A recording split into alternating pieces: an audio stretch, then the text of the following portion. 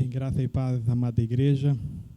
Louvado seja o Senhor Deus, por mais essa rica oportunidade que Ele nos concede, estarmos aqui reunidos na presença dEle, como família, como igreja, como povo escolhido dEle, para bendizer o seu nome, adorá-lo, render a Ele toda a honra e toda a glória que Ele merece.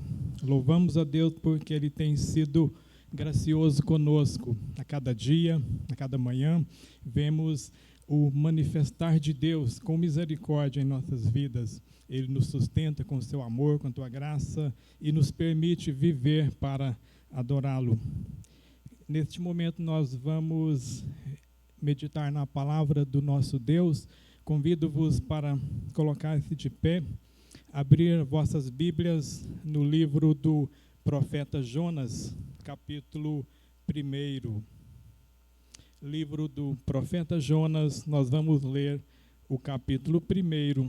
Depois leremos mais alguns versículos, mas o texto base será Jonas, capítulo 1. Louvado seja Deus pela palavra revelada que Ele nos dá o acesso, permite-nos acessar para conhecermos a Tua santa vontade. Palavra de Deus em Jonas, capítulo 1, a partir do versículo 1, a palavra de Deus assim diz: o chamado de Jonas, a sua fuga e o seu castigo. A palavra do Senhor veio a Jonas, filho de Amitai, dizendo: levante-se, vá à grande cidade de Nínive e pregue contra ela, porque a sua maldade subiu até a minha presença. Jonas se levantou, mas para fugir da presença do Senhor, para Tarsis, desceu a Jope e encontrou um navio que ia para Tarsis. Pagou a passagem e embarcou no navio para ir com eles para Tarsis, para longe da presença do Senhor. Mas o Senhor lançou sobre o mar um forte vento, e levantou-se uma tempestade tão violenta que parecia que o navio estava a ponto de se despedaçar. Então os marinheiros ficaram com medo e clamavam, cada um ao seu Deus. Lançaram no mar a carga que estava no navio, para que ele ficasse mais leve. Jonas, porém, havia descido ao porão do navio. Ali havia se deitado e dormia profundamente. O capitão do navio se aproximou de Jonas e lhe disse: o que está acontecendo com você? Agarrado no sono? Levante-se, invoque o seu Deus. Talvez assim esse Deus se lembre de nós, para que não pereçamos. Os marinheiros diziam uns aos outros: vamos lançar sortes para descobrir quem é o culpado desse mal que caiu sobre nós. Lançaram sortes, e a sorte caiu sobre Jonas.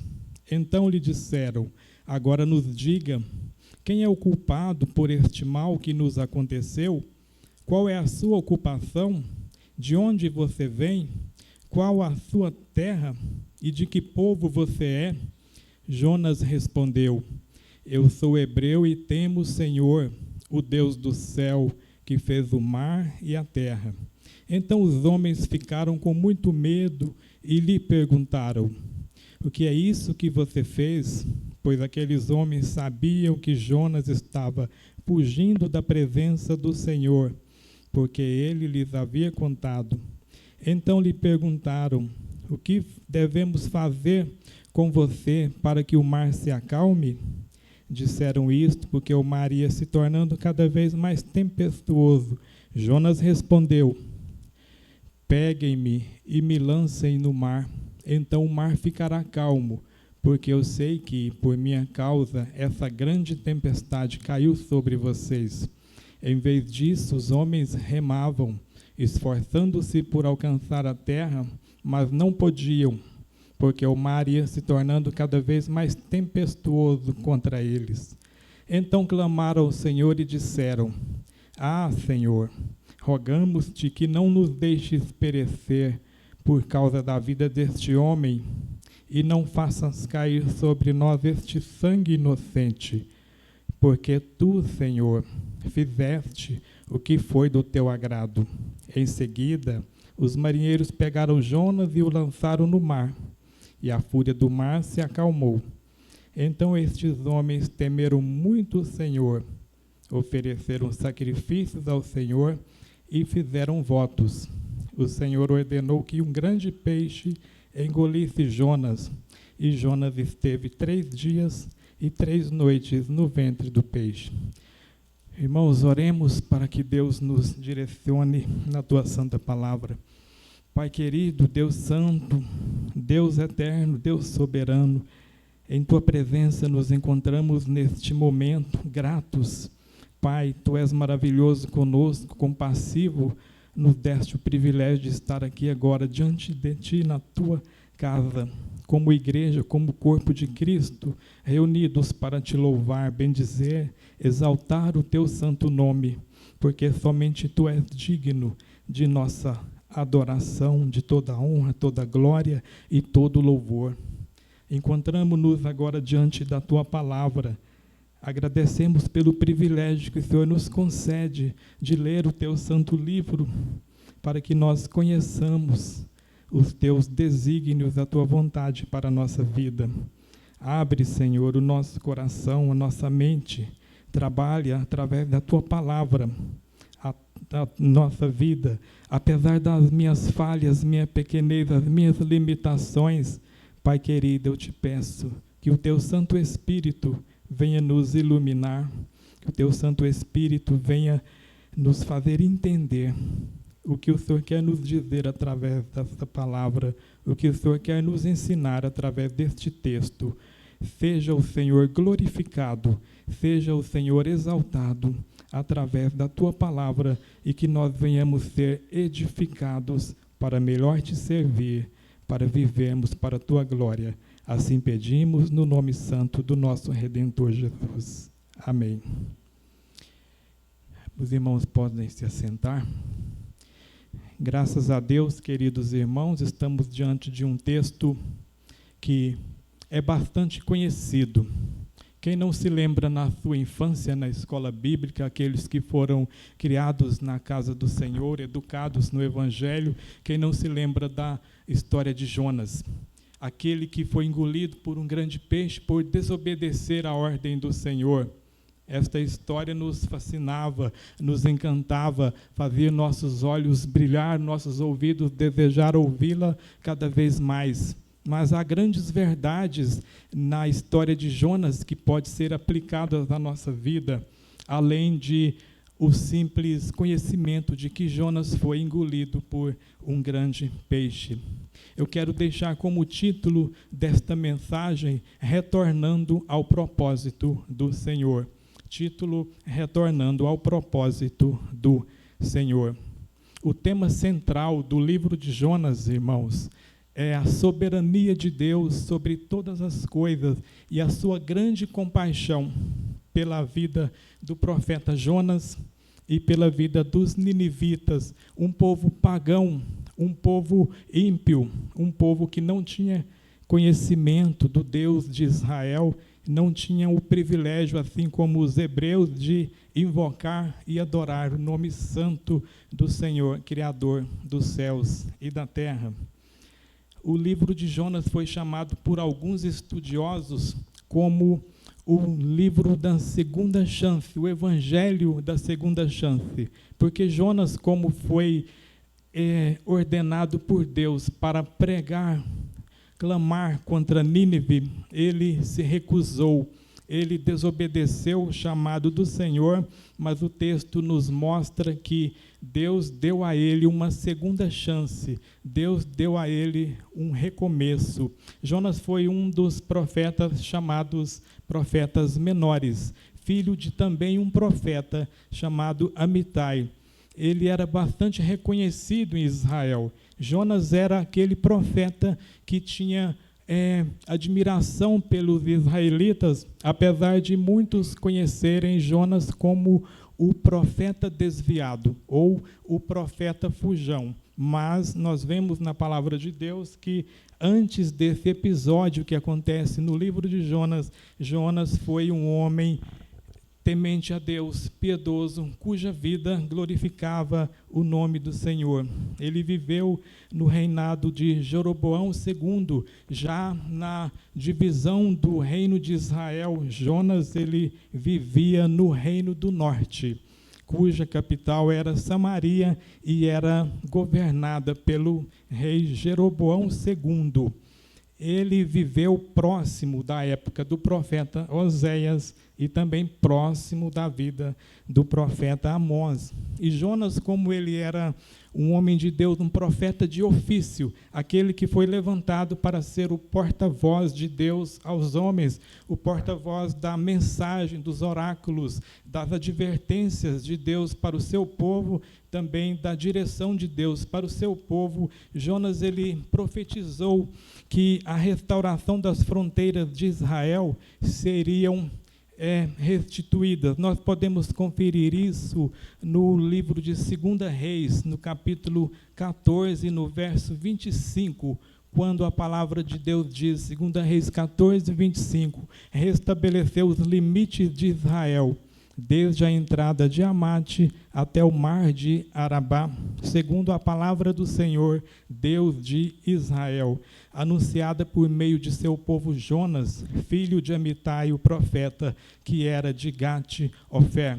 Neste contexto em que esse versículo que lemos, o rei Jeroboão II era um rei ímpio, era um rei cuja vida era marcada pela rebeldia. Israel, sob o governo de Jeroboão II, estava desobedecendo ao Senhor, apostatando-se, afastando-se da vida que deveriam viver para glorificar o nome do Senhor. Porém, Deus, em fidelidade à sua palavra, Deus é fiel à sua própria palavra, ainda que os seus filhos sejam desobedientes, ainda que seus filhos sejam rebeldes, Deus assim foi fiel e ele cumpriu a palavra profetizada pela boca do teu servo Jonas, cujo Deus mandou ele dizer que restauraria os limites das fronteiras de Israel. Isto aconteceu no reinado de Jeroboão II,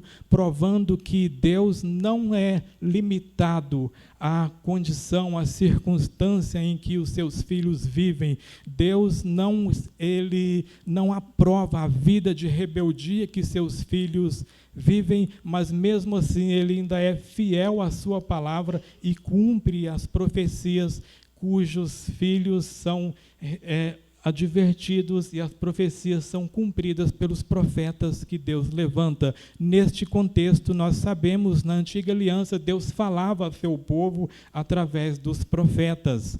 Então, nós aprendemos que Jonas era piedoso, Jonas era temente a Deus, Jonas era um filho de profeta, Jonas foi educado na lei do Senhor, Jonas foi aquele que, apesar de ser chamado profeta desviado, a sua vida era uma vida que ele devotava amor ao Senhor. Primeiro ponto desta mensagem, nós vamos aprender, Deus nos chama para um propósito. No versículo 1 e 2 do capítulo 1 de Jonas, a palavra do Senhor nos diz: a palavra do Senhor veio a Jonas, filho de Amitai, dizendo: levante-se, vá à grande cidade de Nínive e pregue contra ela, porque a sua maldade subiu até a minha presença.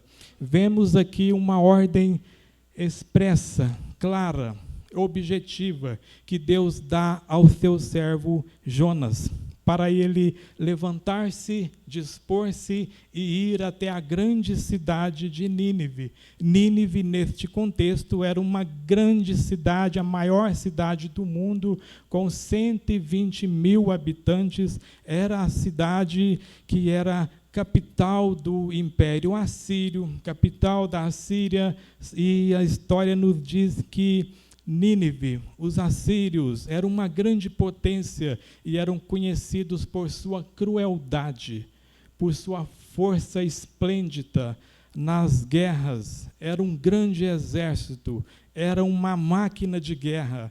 eles devastavam territórios, conquistavam cidades, reinos, impunham o seu poder, impunham o seu domínio, e é justamente para esta cidade que Deus envia Jonas. Jonas sabia que Israel já tinha sido ameaçado por Nínive, pelos assírios, já tentaram saquear a cidade de Samaria, já tentaram destruir, invadir, dominar o reino de Israel por várias décadas. Jonas tinha seus motivos pessoais para não desejar ir pregar o evangelho justamente em Nínive, mas é justamente para lá que Deus diz: levante-se, vá à grande cidade de Nínive, pregue contra ela, porque a sua maldade subiu até a minha presença. Assim como Jonas, todo crente, todo cristão, todo servo de Deus é chamado a fim de viver para a glória de Deus em primeiro lugar, mas também é chamado com um propósito, é chamado com uma missão, é chamado com um objetivo, e cujo objetivo principal é a pregação do Evangelho, a proclamação das boas novas de salvação, viver uma vida que reflete o testemunho, o caráter de Cristo. Nós fomos colocados neste mundo para sermos embaixadores de Cristo, representantes do reino celestial. Voltando para a vida de Jonas, Jonas foi o primeiro profeta transcultural. Foi o primeiro profeta enviado por Deus para pregar além das fronteiras de Israel. Antes de Jonas, todos os profetas levantados, profetas de ofício, foram ordenados por Deus para dirigir-se à própria nação de Israel, para adverti-los, para corrigi-los, para trazer-lhes também uma mensagem de graça, uma mensagem de esperança. Mas nenhum destes profetas levantados antes de Jonas tiveram a missão de passar além das fronteiras de Israel e levar a palavra de Deus aos gentios, aos povos que não faziam parte da aliança. E é justamente para lá que Jonas foi enviado para pregar o evangelho aos seus inimigos, proclamar para Nínive que Nínive seria destruída, proclamar para Nínive que Nínive seria colocada diante de Deus em juízo, se não se arrependesse. No versículo 2, nós vemos o final do versículo, quando a palavra de Deus diz, no versículo 2, final diz: porque a sua maldade subiu até a minha presença. Este texto fala sobre a maldade dos ninivitas. Nínive era, como já disse, a principal e maior cidade da época. Porém, também era o centro da maldade, desonestidade, arrogância, idolatria. Era uma cidade sanguinária. Para a gente ter ideias, os assírios eram cruéis nas batalhas, terminavam sem piedade as pessoas. Eles se orgulhavam em expor os corpos destroçados em lugar público para dizer, amedrontar os seus inimigos, que eles eram uma nação cruel e tinham prazer em destroçar os seus inimigos. Muitas das vezes furavam seus olhos, arrancavam parte de seus corpos, como orelhas, narizes, ou até mesmo esfolavam vivos seus inimigos. Eles eram insaciáveis no desejo por poder, e isso eles faziam através das guerras. Por isso a palavra de Deus diz no final do versículo 2: a sua maldade subiu até a minha presença. Deus já estava farto da maldade dos ninivitas, Deus já estava farto da maldade do império assírio. Então Deus levanta Jonas com essa missão. Jonas provavelmente tinha muita raiva, ódio de Nínive, porque Nínive era aquela cidade que posteriormente iria invadir Israel, como tinha tentado várias vezes invadir o território israelita. Nínive seria também aquela cidade que seria a vara de Deus para corrigir os israelitas no futuro, porque nós vemos na história que o reino assírio foi aquele que levou o povo de Israel, o reino do norte, ao cativeiro. As 10 tribos do reino do norte foram levados ao cativeiro assírio como uma forma de Deus tratá-los, puni-los, adverti-los por causa da sua constante rebeldia. A nação de Israel desobedecia por vezes, insistentemente aborreciam o Senhor com a sua desobediência. Então, Jonas tinha motivos pessoais muito suficientes para não desejar ir até Nínive. Como ele desejaria pregar para o inimigo da sua pátria? Como ele desejaria pregar para aquele povo que deveria, segundo a imaginação de Jonas, ser destruído? Jonas sabia que se pregasse contra aquela cidade, Deus é um Deus poderoso, soberano, Ele é misericordioso e gracioso, Ele seria compassivo com os ninivitas e os livrariam da destruição. Portanto, Jonas pensava, não posso pregar para esta cidade, porque eu vou estar poupando a destruição daqueles que são nossos inimigos. Jonas era um patriota, Jonas amava a sua nação, Jonas amava os israelitas, Jonas também tinha medo por sua própria vida. Ele sabia que os assírios eram cruéis, ele sabia que se chegasse em Nínive poderia ser destruído, poderia ser morto. Por isso ele teve medo, conforme o versículo 3 do capítulo 1 diz. Agora vamos partir para o segundo ponto, que diz: o Deus nos corrige, o Senhor nos corrige através das dificuldades e tempestades da vida. No capítulo 1, versículo 3, a palavra diz que Jonas se levantou, mas para fugir da presença do Senhor para Tarsis. Desceu a Jope, encontrou o navio que ia para Tarsis, pagou a passagem e embarcou no navio para ir com eles para Tarsis, para longe da presença do Senhor.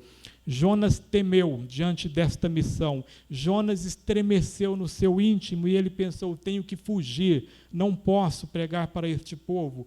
Eu tenho que escapar desta missão. Nínive ficava em direção oposta a Tarsis, para onde Jonas pretendia fugir. Tarsis ficava a oeste de Israel, enquanto Nínive ficava a extremo leste. Portanto, Jonas pensava que se fugisse da sua cidade, ele estaria livre da missão de pregar o evangelho para esta nação. Jonas, como era um crente nacionalista, ele desejava salvação somente para o seu povo. Ele ainda não tinha o entendimento de que Deus ama também povos que não eram hebreus. Deus também tinha o plano de salvar nações que eram gentias, povos que não faziam parte da aliança de Deus com Abraão. Jonas não entendia que o amor de Deus transcende as fronteiras de Israel. Nós também, muitas das vezes, nós recebemos a proclamação do Evangelho, entregamos nossas vidas ao senhorio do Senhor Jesus, mas nós somos um pouco acomodados, não queremos sair da zona de conforto, não queremos pregar o Evangelho para outras pessoas, às vezes por timidez, às vezes porque não temos afinidade, às vezes porque não temos, talvez, oportunidade, às vezes porque nós não gostamos de certas pessoas, às vezes porque nós achamos que, como a doutrina da predestinação diz que serão chamados todos os eleitos, não precisa de nós se dispor e pregar o Evangelho, mas nós entendemos pela palavra de Deus que somos ordenados a isso. A Igreja de Cristo também, após a morte, ressurreição e ascensão do nosso Salvador Jesus, ela se acomodou em Jerusalém. A Igreja recebeu a missão do Senhor. Em Mateus 28, 19 e 20, a palavra de Deus diz: portanto, vão, façam discípulos de todas as nações, batizando-os em nome do Pai, do Filho e do Espírito Santo, ensinando-os a guardar todas as coisas que tenho ordenado a vocês. E eis que estou com vocês todos os dias até o fim dos tempos. Jesus disse estas palavras aos seus discípulos após caminhar com eles 3 anos nesta terra, após discipulá-los pessoalmente, mano a mano. Os discípulos presenciaram os ensinos de Jesus, os milagres de Jesus, o exemplo de Jesus.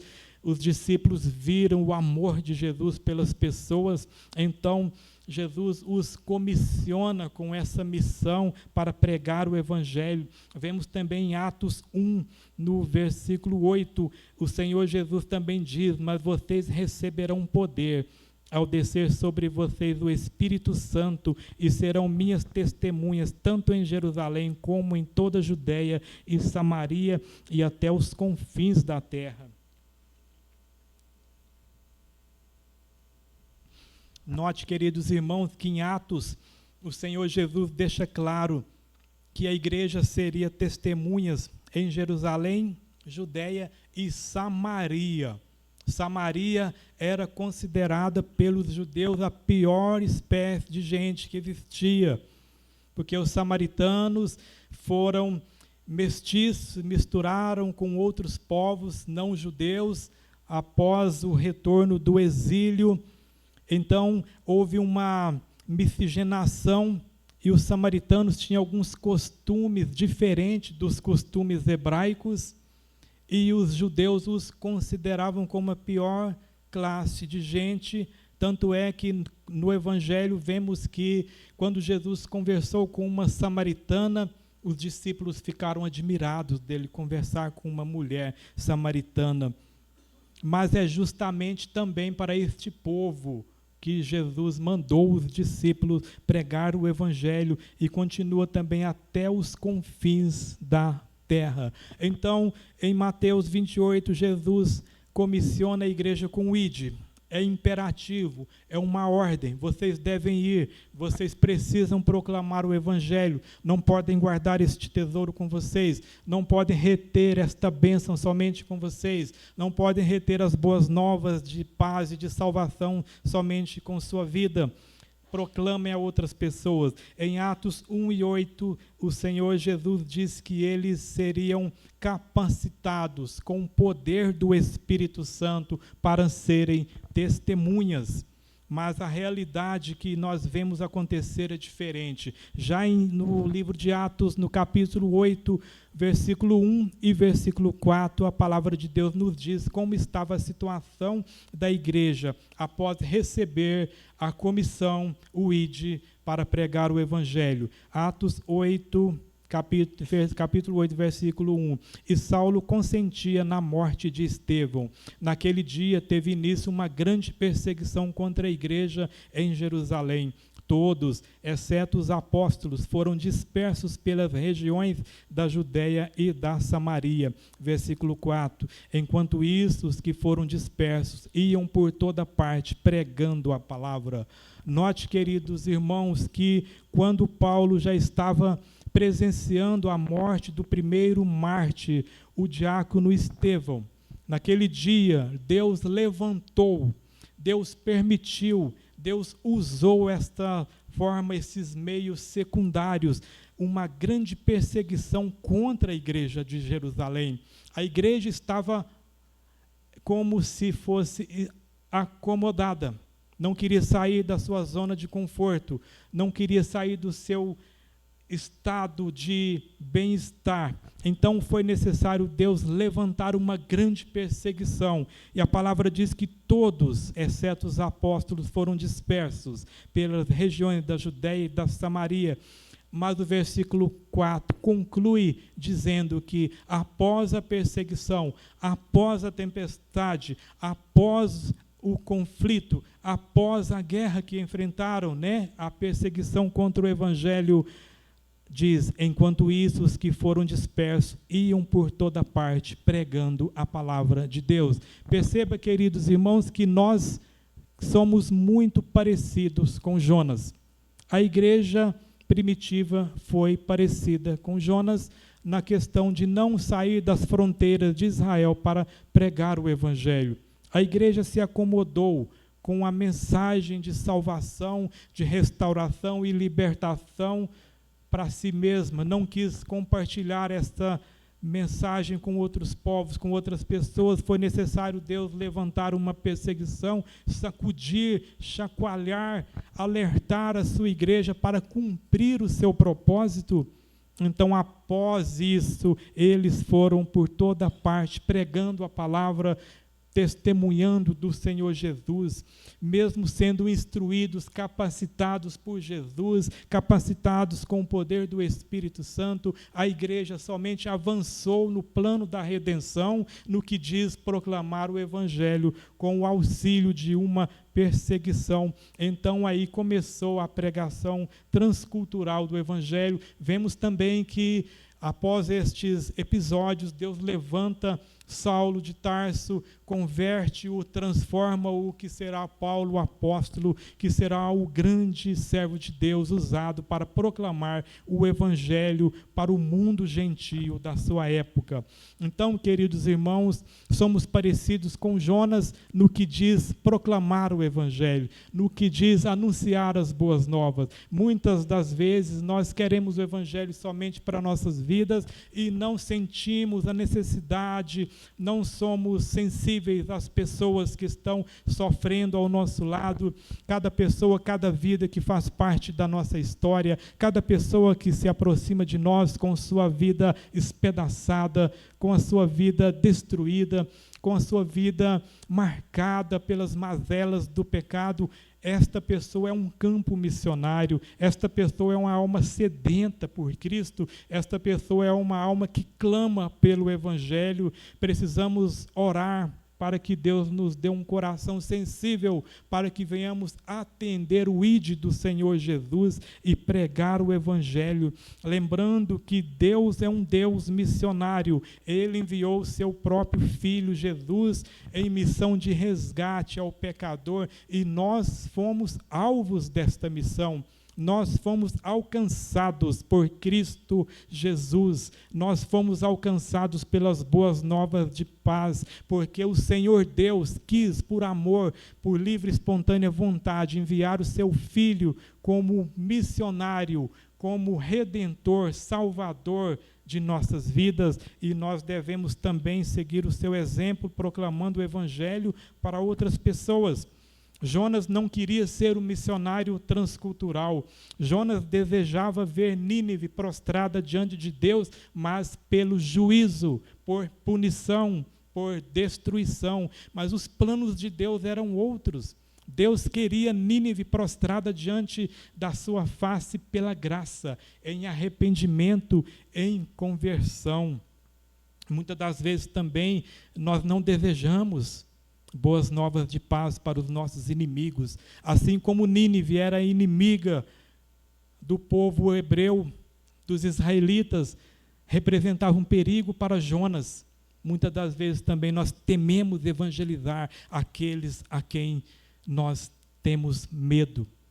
Tememos evangelizar aqueles que consideramos nossos inimigos.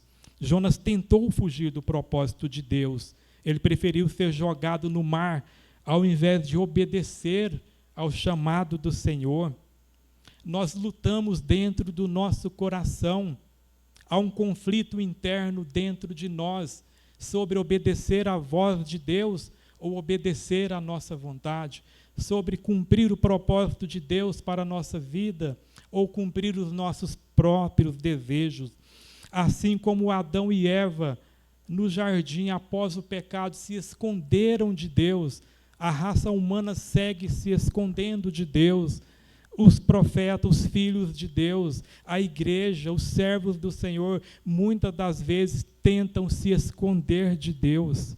Mas assim como aconteceu com Jonas, nenhum eleito consegue fugir do propósito do Senhor. O nosso Deus é soberano. Assim como diz Jó 42 e versículo 2, bem sei que tudo podes e nenhum dos seus planos pode ser frustrado. Portanto, meus queridos, impossível alguém tentar fugir do propósito do Senhor.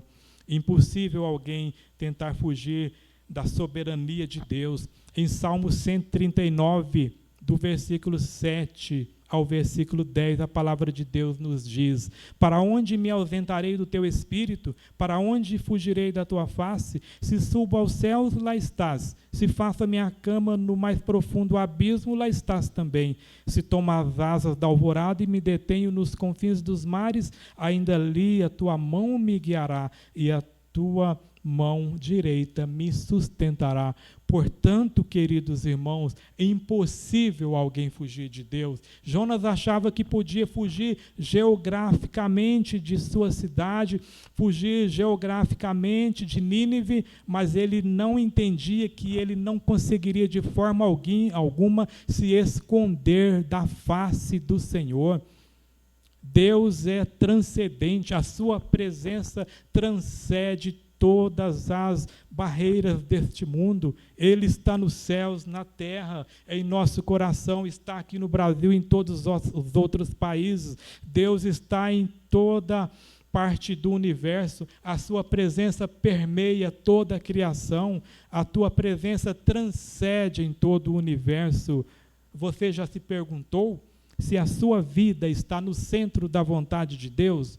Ou será que você está tentando fugir do propósito de Deus para a sua vida? Muitas das vezes nós somos pegos e examinamos nós mesmos e nos certificamos que estamos tentando fazer a nossa própria vontade, ao invés de fazer a vontade de Deus.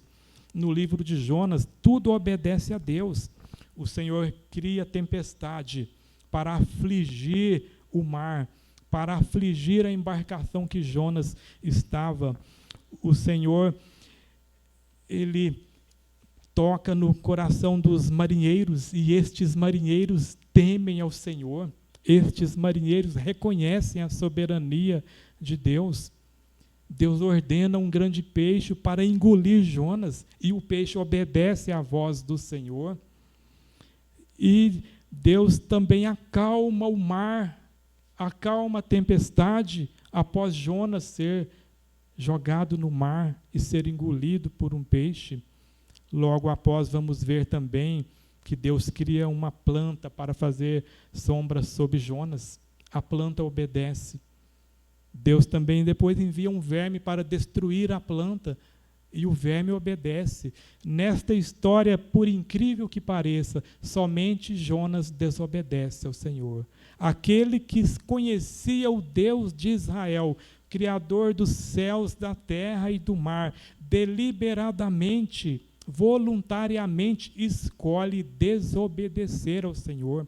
Aqui está em jogo a soberania de Deus versus responsabilidade humana. A soberania de Deus é clara quando Deus rege sobre todas as coisas, mas o coração do homem não é como um robô programado para obedecer. Deus quer que nós tenhamos um coração quebrantado para obedecer, regenerado para obedecer, transformado para obedecer à voz do Senhor. Deus enviou essa tempestade no mar devido à desobediência de Jonas. Os marinheiros sofreram e tiveram grandes prejuízos por causa da desobediência de Jonas.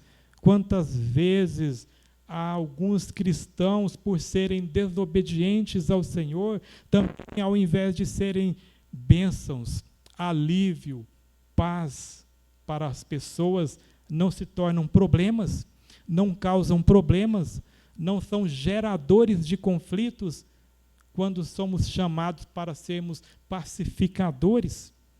A rebeldia de um cristão pode causar transtornos à vida de pessoas que não têm nada a ver com isso. As tempestades e tribulações que nós enfrentamos, com certeza, muitas das vezes são correção pedagógica do Senhor para a nossa vida. Muitas das vezes pensamos, por que minha vida está assim? Por que os meus planos não dão certo? Por que eu tento fazer isso e aquilo e nunca consigo êxito, sucesso em minha vida? Será que não é porque estamos tentando fugir do propósito do Senhor? Você sabe em seu coração, eu sei em meu coração, todos nós sabemos para que fomos chamados. Fomos chamados para viver para a glória de Deus. Fomos chamados para proclamar as boas novas do Evangelho. Fomos chamados para ser bênção na vida de outros, na igreja, no corpo de Cristo, na sociedade, na família, aonde estamos inseridos, no trabalho, na faculdade, na escola. Você já se perguntou se você está realmente cumprindo a vontade de Deus, o propósito do Senhor para a sua vida? Ou será que nós não estamos deixando o propósito de Deus em segundo plano? Será que não estamos cedendo à tentação de realizar os nossos desejos, satisfazer apenas o nosso ego? Que Deus tenha misericórdia de nós, nos desperte e nos dê um coração que ouça, obedeça e execute a sua vontade. No capítulo 2, do versículo 1 ao versículo 9, vemos aqui que Jonas, arrependido de desobedecer a Deus, ele ora no ventre do peixe. Esta oração, queridos irmãos, depois vocês podem conferir em casa as referências. Esta oração nada é mais do que a repetição de salmos, a repetição das escrituras. Jonas, como um bom servo de Deus, hebreu, conhecedor da palavra do Senhor, ele conhecia os salmos, ele conhecia a lei do Senhor, então ele orava as escrituras. Interessante aqui que esta oração de Jonas,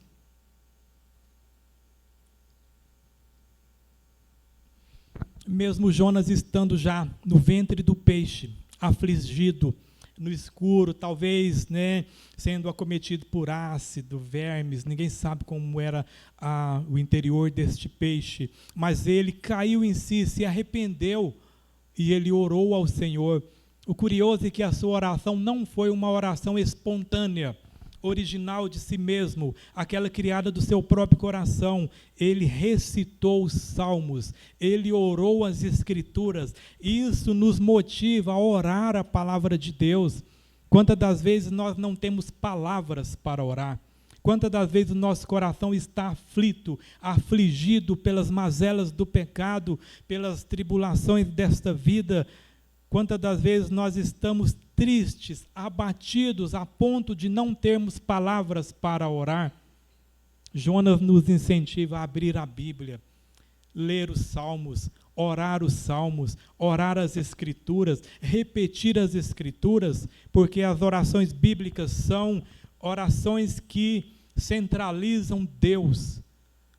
O tema das orações bíblicas são a soberania de Deus, diferente muitas das vezes das nossas orações, que são listas de pedidos. Pedimos isso, aquilo e aquilo outro, e às vezes esquecemos de adorar, de exaltar, de glorificar e de suplicar por perdão. Portanto, Jonas orou, citou, recitou orações bíblicas, citações de salmos, e Deus se compadeceu de Jonas, ouviu a sua oração. Deus ouve o cristão sincero, mesmo quando falta-lhe palavras. Leia a palavra, ore a Bíblia, ore as escrituras. Terceiro ponto, Deus nos leva de volta ao seu propósito. Em Jonas, no capítulo 2, versículo 10, a palavra de Deus diz: e o Senhor falou ao peixe, e este vomitou Jonas na terra. Após Deus ouvir a oração de Jonas, Deus resolve dar uma segunda chance a Jonas. Deus ordena o peixe para vomitá-lo em terra firme. Então, no capítulo 3, nós vemos o desfecho dessa história caminhando para o final.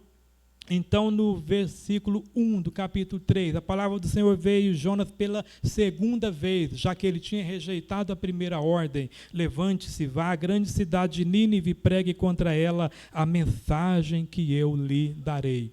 Agora Jonas obedece de fato. Jonas se levantou e foi a Nínive, segundo a palavra do Senhor. Ora, Nínive era uma cidade muito importante diante de Deus. Era necessário 3 dias para percorrê-la. Versículo 5, os ninivitas creram em Deus, proclamaram jejum e vestiram roupa feita de pano de saco, desde o maior até o menor.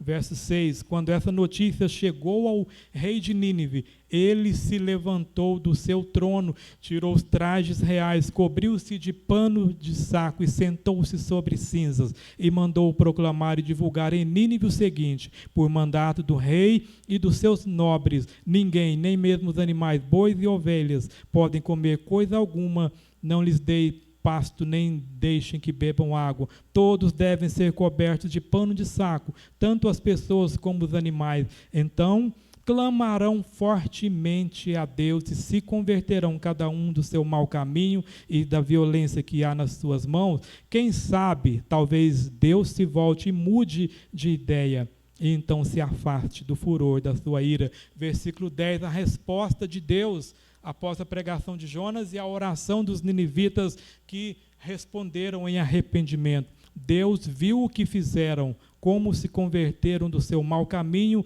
e Deus mudou de ideia quanto ao mal que lhes tinha dito que lhes faria e não fez. Então aqui, queridos irmãos, vemos que Deus restaurou a sorte dos ninivitas, deu uma nova chance ao profeta desobediente. Ele obedeceu, pregou a palavra do Senhor, e Deus respondeu com graça mediante o arrependimento dos ninivitas. Mas, por incrível que pareça, Jonas não ficou satisfeito. Deus se compadece do pecador arrependido, assim como os ninivitas se humilharam diante de Deus. Hoje também não é diferente. Em Isaías 55, versículo 6 e 7 diz: busquem o Senhor enquanto ele pode ser encontrado, invoquem-no enquanto ele está perto. Que o ímpio abandone o seu mau caminho e o homem mau os seus pensamentos. Converta-se ao Senhor, que se compadecerá dele,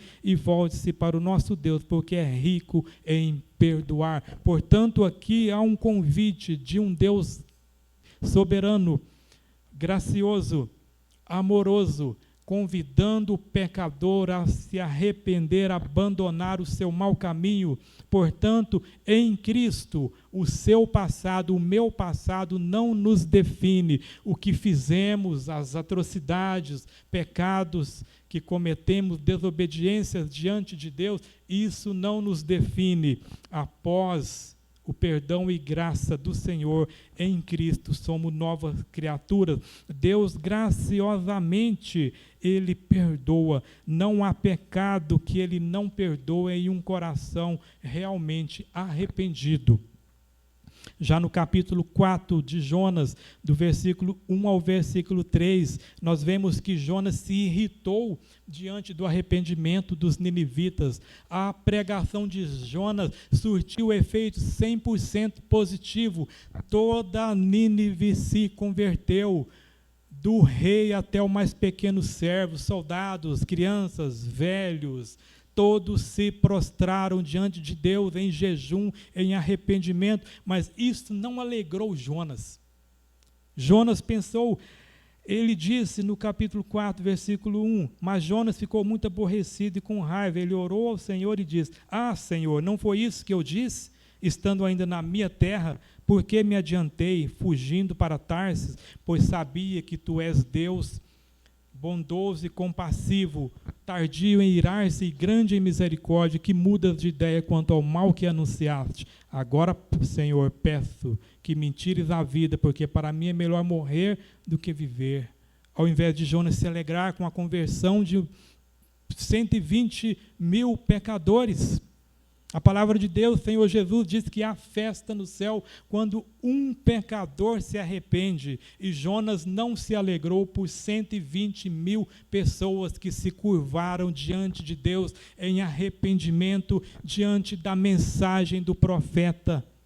Jonas sentiu ciúmes, porque outra nação, além da sua nação israelita, também estava se convertendo, mas ele também pensou: por que este povo que são nossos inimigos se converteram? Porque Deus quis salvá-los, porque Deus quis perdoá-los, eles vão nos destruir. E de fato isso aconteceu. Na história vemos que os ninivitas foram usados, os assírios foram usados como vara de Deus para a correção do reino do norte, quando levaram os cativos. Mas os planos de Deus são diferentes dos nossos planos. Os decretos de Deus estão acima daquilo que nós imaginamos. Quantas vezes hoje muitas pessoas não se escandalizam diante de um mafioso, um traficante, um assassino, um estuprador que se converte. Muitos dizem, mas ele viveu a vida inteira de pecado, agora é crente, agora é pastor, agora é pregador. Queridos irmãos, a graça de Deus é abundante. O apóstolo Paulo diz, onde abundou o pecado, superabundou a graça. A graça do Senhor Jesus, a salvação do Senhor Jesus, não é para aqueles que se julgam bonzinhos, não é para aqueles que se julgam corretos, não é para aqueles que se julgam santos. O Evangelho diz que o Senhor Jesus veio para salvar todo aquele que se encontra perdido. Já no capítulo 4, do versículo 6 ao versículo 11, Deus trabalha na mente de Jonas, Deus trabalha no coração de Jonas, faz crescer uma planta para gerar sombra, para fazer ele enxergar a sua dureza de coração. Jonas se alegrou muito porque esta planta lhe deu sombra, mas no dia seguinte, Jonas viu um verme que destruiu esta planta. Jonas havia sentado em um lugar onde de longe ele iria presenciar a destruição de Nínive, mas ocorreu o contrário do que ele esperava. Os ninivitas se converteram e Deus lhes concedeu perdão e graça. Então Jonas se decepcionou com Deus. Jonas se decepcionou porque Deus não fez a sua própria vontade. Deus realizou a vontade dele, que é santa, justa e perfeita. Então, Jonas se irou porque esta planta morreu, ele sentiu desejo de morte, ele se entristeceu. Então, Deus trabalhou no coração dele, na mente dele, disse a ele, era mais correto Deus se manifestar com misericórdia para 120 mil pessoas que se converteram e eram muito mais preciosas para Deus do que uma planta era preciosa para Jonas. Portanto, o Senhor quer salvar e transformar todo aquele que realmente se arrepende. No versículo 10 e 11 do livro de Jonas, o livro encerra com uma pergunta. Versículo 10, o Senhor disse, você tem compaixão da planta que não lhe custou nenhum trabalho, você não a fez crescer, numa noite ela nasceu e na noite seguinte desapareceu, e você não acha que eu deveria ter muito mais compaixão da grande cidade de Nínive, em que há mais de 120 mil pessoas que não sabem distinguir entre a mão direita e a mão esquerda, e também muitos animais? O livro de Jonas encerra com uma interrogação. O livro de Jonas encerra com uma pergunta, justamente para que todo leitor, à hora de ler a palavra de Deus, se deparar com esta pergunta, se autoexamine para ver se ele também tem misericórdia das pessoas, assim como Deus teve misericórdia dos ninivitas. Ou se nós nos apegamos às coisas dessa vida, ao nosso carro, ao nosso emprego, talvez aos nossos pertences, e não temos compaixão de vidas que morrem, gemem todos os dias ao nosso lado, clamando por misericórdia. Os ninivitas daquela geração se converteram, mas os judeus continuaram duros de coração, rejeitaram o Messias, rejeitaram o Salvador.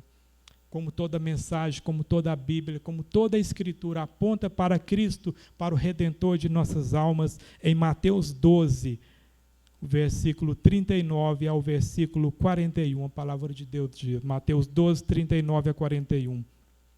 Jesus disse, mas ele respondeu, uma geração perversa e adúltera pede um sinal, mas nenhum sinal lhe será dado, senão do profeta Jonas. Porque assim como Jonas esteve 3 dias e 3 noites no ventre do grande peixe, assim o Filho do Homem estará 3 dias e 3 noites no coração da terra. Ninivitas se levantarão no juízo com essa geração e a condenarão, porque se arrependeram com a pregação de Jonas, e aqui está quem é maior do que Jonas. A história de Jonas foi uma prefiguração que apontou para a vida, ministério de nosso Redentor Jesus. Jesus ficou 3 dias e 3 noites no sepulcro, assim como Jonas ficou 3 dias e 3 noites no ventre do peixe. A conversão de Nínive após a pregação de Jonas aponta para a conversão dos gentios que a igreja realizou após a ressurreição de Cristo, povos que não eram judeus, povos que foram alcançados pela graça salvadora, após a igreja transpor as barreiras culturais, transpor as barreiras, fronteiras de Israel. Então, queridos irmãos, Jonas foi o missionário que tentou fugir da sua missão. Ele desistiu dos ninivitas. Deus o deu uma segunda chance e ele realizou a vontade do Senhor.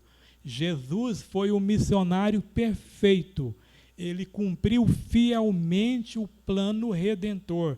Ele veio a este mundo com fidelidade ao Pai e amor a nós. Ele foi completamente, integralmente obediente a Deus e não desistiu de nós, não desistiu da sua igreja. Ele viveu, sofreu, morreu e ressuscitou para salvar a sua igreja. Concluindo, para nossa aplicação diante do que aprendemos, as perguntas que devemos perguntar ao nosso coração e responder com sinceridade. Nós somos parecidos com Deus no seu grande amor e compaixão com os ninivitas, ou nós somos parecidos com Jonas, que não tinha compaixão dos seus inimigos, os ninivitas? Nós temos dificuldade de perdoar aqueles que nós julgamos ser nossos inimigos, aqueles que nós julgamos indignos do nosso perdão.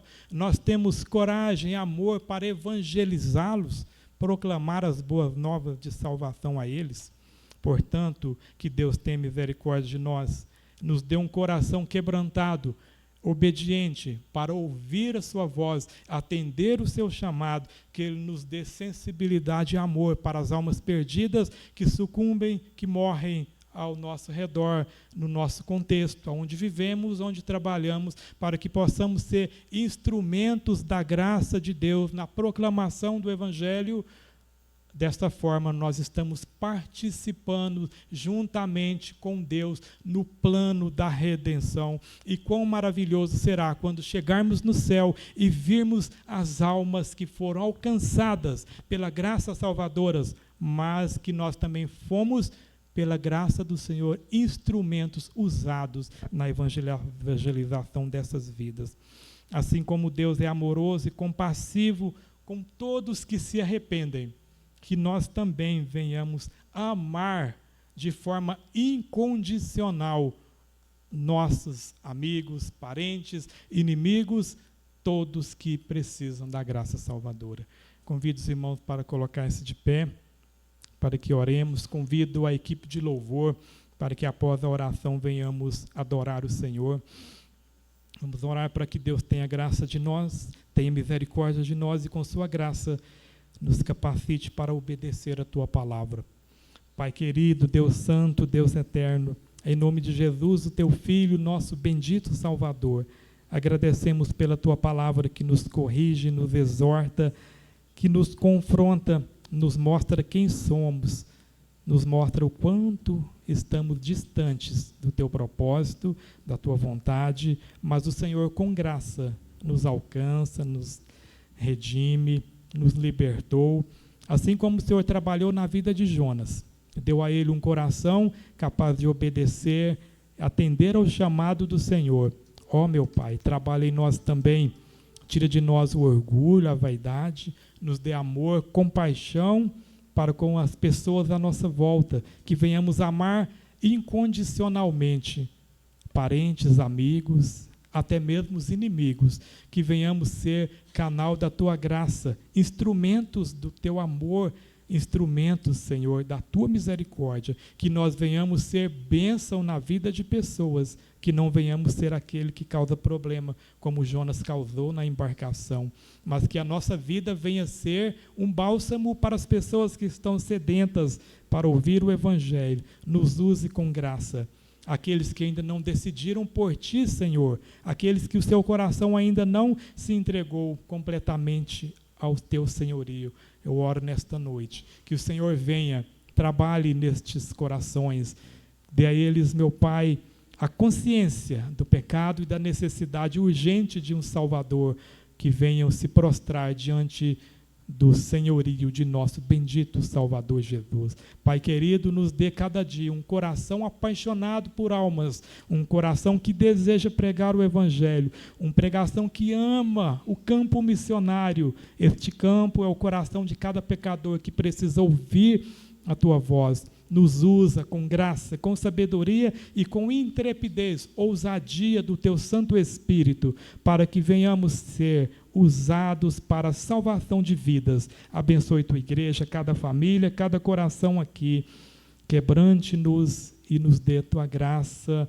Console-nos, cure as nossas feridas através da Tua santa palavra. Assim oramos, meu Pai, agradecidos no nome bendito do nosso Redentor Jesus. Amém.